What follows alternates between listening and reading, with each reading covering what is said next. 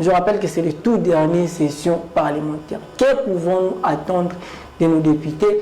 Nous allons parler tout au long de cette émission. Tout au long de cette émission, on parlera également en fait, du tout dernier déclaration de M. Corneille Nangaa. Est-ce que c'était important de dire tous ces trucs en ce moment? En quoi est-ce que ça concerne les Congolais et Congolaises que nous sommes, mesdames et messieurs? Nous allons en parler tout au long de cette émission, mesdames et messieurs. Tout au long de cette émission, on parlera également en fait ce dépôt en fait du budget 2024, en fait 2023-2024 qui a été déposé en fait dernièrement par les premiers ministres Sama Lukonde. Que pouvons-nous attendre de ces derniers? On en parlera tout au long de cette émission, mesdames et messieurs. Pour conclure, on parlera également des élections de 2023. Est-ce qu'il y aura élection dans un délai constitutionnel ou non? J'ai deux invités sur ce plateau, mesdames et messieurs. Il s'agit bel et bien de M. Dieudonné Mangala. Il est membre d'un parti politique dont il citera lui-même son nom. Et à sa droite, j'ai M. Don Pierrot, il est analyste politique indépendant. Je débute avec M. Don Pierrot. Bonjour, bienvenue. Bonjour, M. Tembo. Comment allez-vous? Je vais très bien, merci. Et vous? Oui, je vais très bien. Bien, M. Dieudonné Mangala. Bonjour, bienvenue. Ravi de vous retrouver.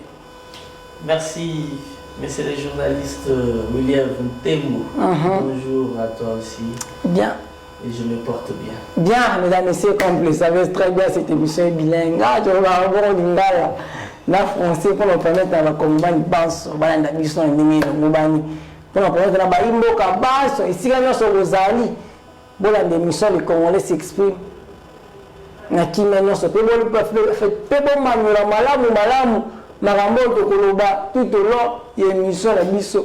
Pour les Congolais s'expriment, les alliés, l'émission est pesaka, Bakongomani, en fait, les Congolais, Bakongomani, nyonso. Et si quoi, Azali? Tribune d'expression, les alliés, l'émission est pesaka, Congomani, Congolais, nyonso, Liloba. Bien, mesdames, messieurs, je vais dire au début de cette émission. On débute cette émission avec la rentrée parlementaire. Que pouvons-nous attendre la session OU? Nous devons dire à la députée pour la session OU. Est-ce que toutes les innovations en termes de proposition de loi, toutes les lois nous sous la CICA, et nous devons par rapport à l'adoption du budget 2023-2024. Alors, moi, je débute avec vous. En parlant de ces thématiques, d'abord la rentrée parlementaire, d'abord je peux savoir, ni nous essayons de là vraiment, ni nous faisons réellement pour la session. 5 minutes. Merci beaucoup, Malamboka Ndeko William Tembo. Sous votre permission, je vais vous demander de placer un mot juste pour rendre l'hommage à l'un des membres des martyrs de la démocratie décédés ou soit assassinés le 20 septembre 2016 au siège du parti UDPS.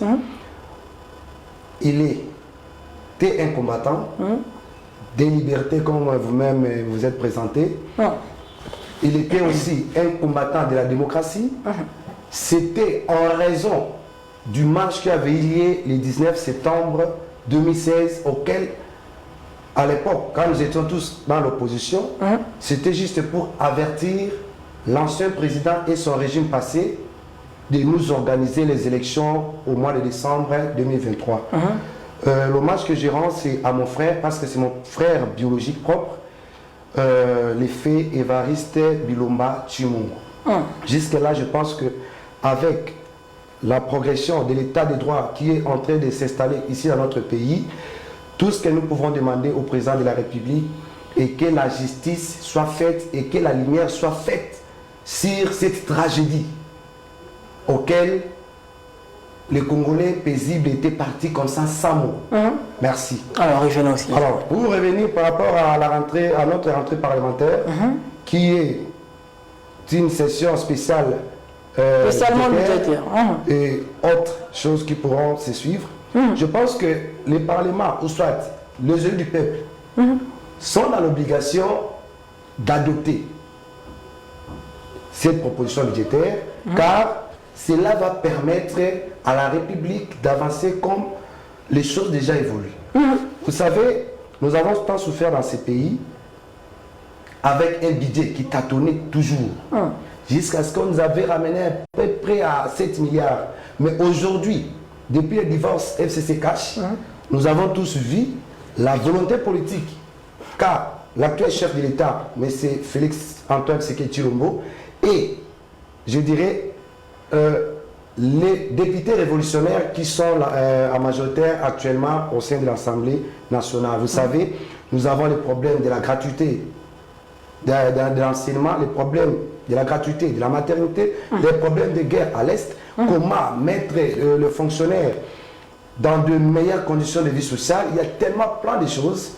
Voilà pourquoi est-ce que moi je pense que nos élus sont dans l'obligation de voter cette budget. C'est très important. D'ailleurs, parmi les affaires de la Congo, monsieur Zalipé bilingue, c'est que dans le Babo, c'est que dans le Poto, c'est que le Côte s'appelle Malinga Landambu. Pour le problème, c'est que la comme souvent la mission de Ningue le Mobile, moi la Congo. Moi la Syrah Zali, la poste à fait, moi la Syrah sport à communication là, alors la poste au Poto. Alors, on décode de Mangala. D'abord, je puis savoir en parlant de rentrée parlementaire. En fait, vous avez dit session à Souka. Session à Souka, la rentrée parlementaire. Nous, nous sommes Congolais et Congolaises basés là. Merci. La session où vous allez, en fait, essentiellement budgétaire. Merci beaucoup, messieurs les journalistes William, de m'accorder la parole. Premièrement, si vous pouvez m'accorder encore, avant de passer à ce qui concerne les dépôts de budget, de saluer un peu mes autorités du parti, et ça sera aussi une bonne chose si vous m'accordez, je pense que... Non, je vous accorde, je vous accorde. Merci beaucoup. D'abord, vous êtes de quel parti politique? Je suis de l'ANC, Alliance des nationalistes pour un Congo émergent, ce qui est dirigé par l'autorité morale Norbert Bassengé Zika. Il a un parti politique, c'est bien. Oui, et mon président du parti, c'est Maître Karis Olimungu, et le secrétaire général, qui est Madame Sissi Asuka, et je les salue à passant, et je salue aussi l'interfédéral Patoumeya, l'interfédéral. Donc,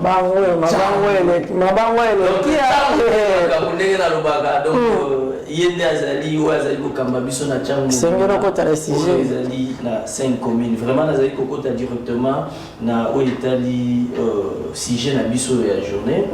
Et ce qui concerne les dépôts de budget. Moi, je pense de la même façon que notre camarade vient de dire que nos députés ont vraiment le droit de voter ces budgets-là pour aider l'évolution ou le développement de notre pays, la RDC. Donc, et c'est très important même. Donc, nous attendons seulement nos aînés, les députés nationaux, d'adopter le budget. Parce que ça va nous aider, parce que nous avons tant de problèmes à résoudre dans notre pays. Le problème de la gratuité, comme l'ami vient d'épingler, le problème de gratuité de l'enseignement, gratuité des maternités, de 145 territoires, nous avons plusieurs problèmes à résoudre, vraiment avec 16 milliards, et ça va nous aider aussi d'améliorer la situation de notre pays.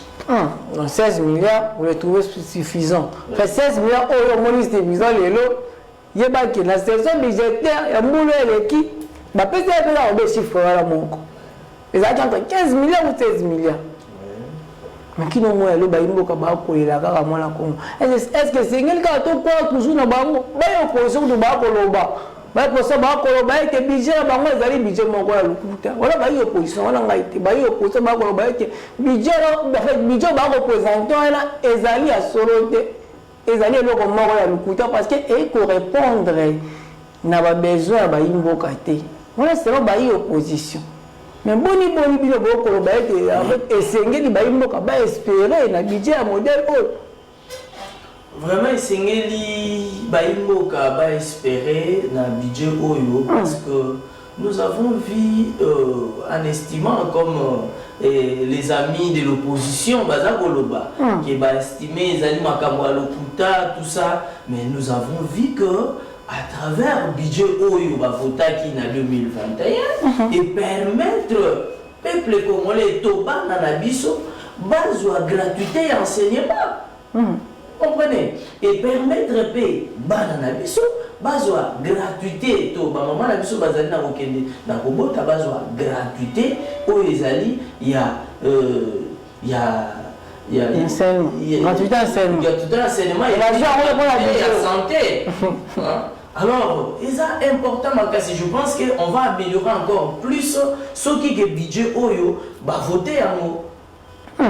Moi, en fait, en parlant d'abord avec un cas de budget, d'abord, je peux savoir que. Et l'autre, il y a un Sunga. Bakongomani était l'année passée. Il y a un Sunga, Bakongomani, Bakongolais. Ani ko mo na Congo parce qu'en temps de suivre so autant de suivre to ko na jeka esika moko to na 15 to ko na 16 to na 16 donc to na esika wala mo na Congo est-ce que yo ko banza ete o ba ko sala te nani passé ba o sala mo lelo mo na Congo. Merci beaucoup pour la maloba mwana mboka ndeko journaliste Willief. Je pense que ba Congo mani esengi baza na esengo esengo pour nani pamba te moto azali kokumba leadership ya mboka tellement azana vision makasi pas quoi kotombola kite mboka ndenge longo bani nozomona ke en complicité ya malamu na institution to bengi parlement ne baza ko travailler dessus qu'on a améliorer ba condition ya vie ya ba imboka solo makamozo koloba ete ezali malamu na lolenge ete 7,6 milliards à peu près, il y a proposition, il y a budget à Touroyo, il y a mon été aussi ça m'a quand tout va passer à Congo man, il y a solo. Il y a rationalité. Et zali évolution, tout peut progression, parce que mon changement, au moins temps où tu as dans la position, tu as pour le cas boto la quitte à Bokonzi, tu as pour le changement. Alors le changement est qu'il n'a qu'à progressivement, malembe. Bah il faut qu'à l'élo. Bazali komona bango moko ndenge makambo ezali ko évoluer. Alors, au moni année au exemple toujours si ça trouve en année asika avec tout ce qui s'est passé na mboka entre autres ndeko ngai to sala rassemblate guerre ya est eza ko consommer biso mingi. Ezali par exemple prévu ko ezaka makasi. Kasi ba mobilisation financière, eux sont la régie financière nyonso. Bakuta na mo bankoko so mwa mingi ope mone pesa ke non moyen penza ba lukaba évoluer ni ba évoluer ki temps budget te 11 milliards kasi progressivement malembe budget mboka ekokeni ko combattre niveau au ba kongoma nyonso ba zaka les pour l'instant to soutenir idena oyo pour na maintien et puis ba ko régler makambo na bango et je crois bien une année après budget mboka ekomata lisusu pamba te déjà wana makambo ko s'accélérer makasi. Entre autres, moi je suis parmi ceux-là qui continuent à croire que même la situation sécuritaire est et qu'on a quand même stabilisé et Bien, mesdames et messieurs, prenons à présent le deuxième thématique de cette émission. Ça consiste en déclaration de M. Corneille Nangaa. Est-ce que le discours est vraiment la place Nangonga ou la mutuelle congolaise et congolaise? En quoi est-ce que le discours est important présentement dans les Congolaises et Congolaises? Et en quoi est-ce que vous changez ma donne présentement? Puisque nous avons fait ce que nous avons fait la sous-commandant. Aja kolobi aganaki makolonité, aja kolobi aganaki makoloni, aja aganaki te, mais comment faire la sous-commandant na ye mwana Congo? Akomi la sous-commandant na ye. Ni le discours. En fait, ni le discours de Corneille Nangaa. Et qu'on bâtisse ainsi, tout changer. Tout, il y a des Congolais, c'est Congolais. Je débute avec vous. On parle, on a tout le monde, comment répondre? En parlant, il y a des déclarations de Corneille Nangaa. C'est ça. D'abord, je puis savoir, pour le moment, moi, position Rosali. Nous pouvons analyser le discours. Il y a un qui a répondre à le de William. Moi, la moka, ils allaient à Bolandate. Parce que ceux qui les loyaux n'ont pour ça la déclaration moko ils allaient le lengo azali kolobela ngai na kolobate zali le lengue a kozanga ko maintenir ko yeba pesika nini o ya zalaki poste nini o ya bandaki ko assumer ne zali ko pousser ya ko sala o nyonso azali ko sala pe koloba nyonso azali koloba lelo mais zali pena na tina mingi te po biso bayi kongomani toti amato ina biso la makambo nanga zali ko na mazali mazali do mate non soki azali ali mo bani ba mate na kata discours nanga bete de mfeze gala abani makonomike ya bete na zupe mwa bon ya bete ya zali sincère ya boy de moi pour de anja ko niwe ko zo un jour ko de moi pour de afu ko ba ko ya sincère na makambo azali ko loba malingaki a publié ba résultat oyo ezalaki ya solo ya za ko kanisa na motu na ye mais no pour la publier ki ya moté le roi publier ki ya ba résultat oyo ezalaki ya solo alors to ko ta lisuna ya moté parce que chef de l'état a qui déjà na mandat na ye ko komisa ya mona suka et puis a sali mandat na ye kitoko azali ko pour te to pesa ye deuxième mandat to banda lisusu kozonga na makambo eleki ngai nazali komona ngo soki to ko discuter yango awa ezali na tina mingi te parce que bayi kongomani bazali kozela biso to lobela makambo ekozala important po ete bana o bazali na ndako to bapapa bazali na ndako bazali kolanda biso bayoka makambo ezali ya tina mais ezali ya badéclaration ya nanga te parce que ezali na tina te non maintenant ezali ya tina te alors on décore d'un bureau d'abord je puisse savoir en parler en Italie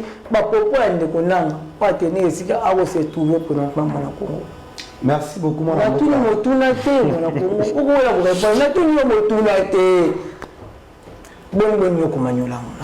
merci beaucoup, mon Mboka, William. Je pense que si au moins qui n'a rien à l'ombangue je pense que Nazoka passe dans mon témoin. Vous savez, aujourd'hui, moi je suis de celles qui pensent ceci. À un moment donné, il faut qu'on nous crée une école de formation sur l'éthique déontologique des hommes d'État de ces pays. Parce qu'à un moment donné, nous sommes dans la déception des comportements des hommes d'État après avoir brigué, soit géré la chose publique. C'est honteux. Vous savez, pour la commande,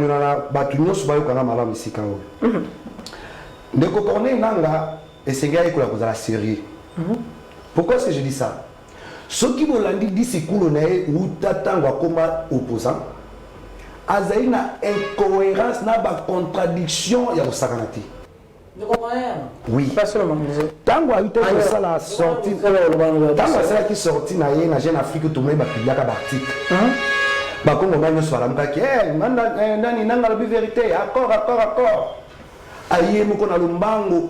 Na émission ya kutu na biso jamais kasamba face à face batunye imikuna yoka mai oya ya nola kana tango azalaka face à face ya kutu jamais kasamba lukali susota la lelo oyo mayeli suso ye amanyoli okomona ke mukazali na incohérence totale na ba contradiction entre yemoko c'est ce qui démontre et prouve à suffisance que manso ko bezali ba fausseté ya ko c'est la fake c'est quel manquant oui. On ne peut pas répondre qui est. Non, on ne peut pas répondre qui est. On n'a pas répondu la vie. Contexte, on ne peut pas celle qui déclaration, on a oyo bakon man bako sosolaté o hier le cas profiter de la récupération politique. Ma rencontre qui était. Non, yoka, je m'explique. Non, t'inquiète.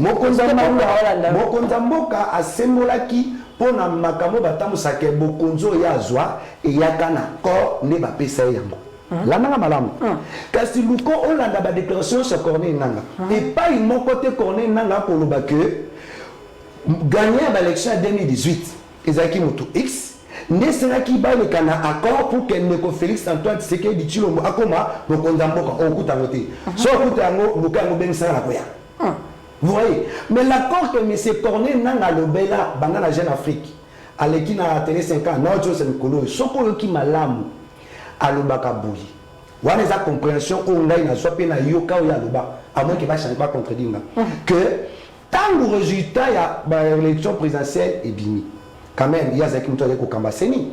Donc, il a été en possession, en connaissance des résultats.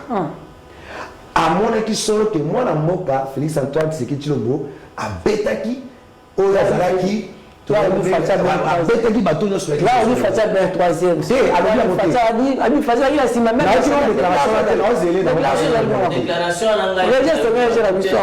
Oui. Dans le Chikoyo, à Monibongo, basali comme ça parce que c'est lui qui avait le résultat. À moins que non, on a majorité, bateau va gagner et Zali bateau Ngambo Moussou il a fait cesser. Mais je reste convaincu que à Pesaka information dans Zaki Mokonzambo Koyakala, selon ma résultat et bimi, t'as la moutaji bosso, yeyo, mais t'as la côté Mambedali, boye. Ndé si quand on a comprendre ça c'est encore ya Zolobera. Oui, c'est Ngaki pour la toute première fois dans Mboka Nabiso. Passation pacifique, il y a beaucoup de Salema, c'était tout à fait normal. Bapocha a toujours gagné avant de publier. Déjà, que tant ma camosa, tant ma camosa. Bapocha a toujours gagné avant de publier. Les solos, ils allaient papa, ils allaient. Dans les solos, ils allaient. Ils allaient de façon qu'ils doivent être informés, parce que c'est pas quand même surpris. Oh, oui. Parce qu'il y a un des pour préparer déjà service à sécurité en tant que cas, ils allaient à Bongo. Si tant que comme les locaux, tous allons déjà oui, tous allons encore jouer un accord. Lucano Babo va publier dans les réseaux sociaux. Boni Boni Nangambu, l'ancien président de la République, témoin Bazali. Quand Nangambu, l'actuel président de la République, témoin Azalité. Ni les gens qui pouvaient se quérir, comment peser à solo. Opposition, Baluka, Makambu, Yamalunga, Bakoya, Obunsango, la biso pour l'élection au Zouya. Mais c'est qu'on est dans pour semer des troubles, pour créer des ordres. Et moi, je me dis, je suis de ceux qui pensent, il est toujours au service de M. Kagame. Qui ça? M. Corneille, non. C'est vrai ce que vous dites. Ah, ça, le service, il y a pour créer toujours batouble, pour la stabilité à Moka Nabiso. Pour la nuit, quand on a eu un moment élection, ils ont élection. Bande Konanga, opposition, botique à fuite en avance. Délai constitutionnel, en janvier, et en Ekoki. Tokendi na maponami, quoi à cause de la Bali, à terre na négociation, à Oyaza Kanga Nabiso. Tout le monde a les matchs à aussi. Bien, mesdames, messieurs, prenons à présent le troisième thématique de cette émission. Ça consiste à l'adresse.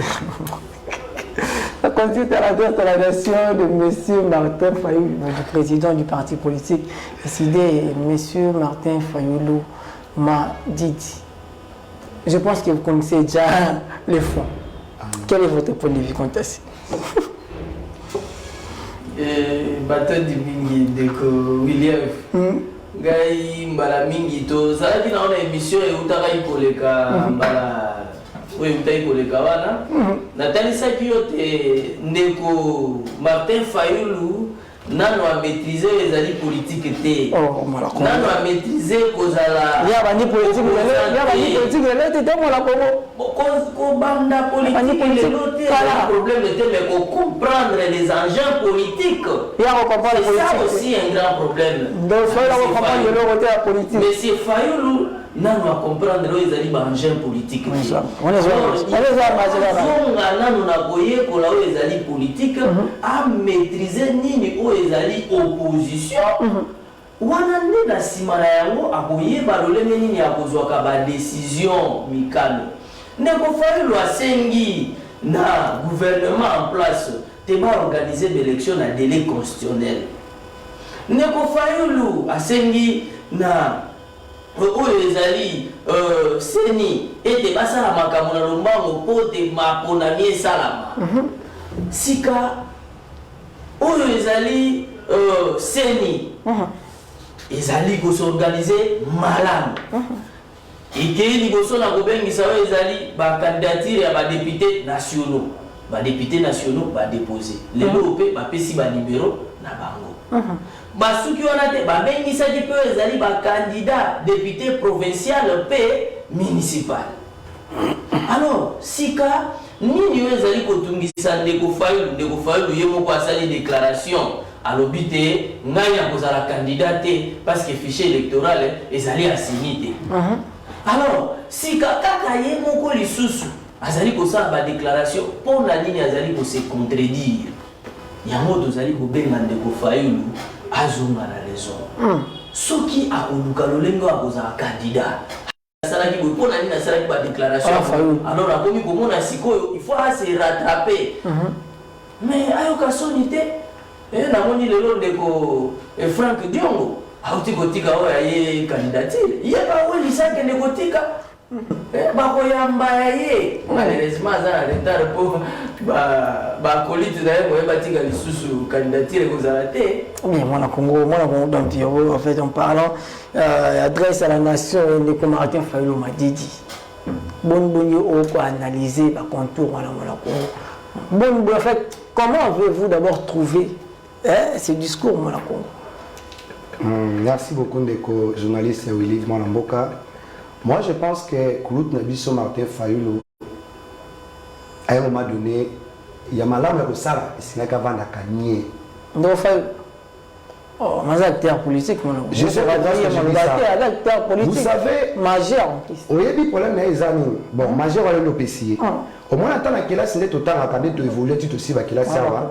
Bah, on a sauté à la classe, on comprend la matière, le ligne, pour un moment, la carrière professionnelle, bah, il a coupé sur Bazouaka. Manuela. Le long, où il y a eu un passe dans mon thème. Nanenge Kouloutou, Abisso, Martin Fayulu, là, comme il y a tout le monde, papa, c'est quel, tout ça, la politique. On pensait peut-être aujourd'hui, il pouvait nous amener la politique, Nenge à 47, Nenge héritier, Nenge Longobani, pour que à convaincre que Baï, Mokanyoso, mais viens à Bissou, là, pour ça, donc, à genre, tomber Kadik. Pourquoi? À Lukata, c'est la copie. Vous savez, la politique avait le fait, Etienne Tshisekedi, Baton Bazarabatou, Babotamaka, n'a c'est que mon Malamoko. Oh. Parce que, malchance, c'est ça que, via Boulay qui fait un copier, là, j'aurais beaucoup via Zara, on passe à la diti Kotak. Mais et simbité. Sortir à l'occasion, et simbité, bêti nango poto, la nango bien à Katsuana, ba contradiction, ba contradiction, kaïmo. Des contradictions, voilà.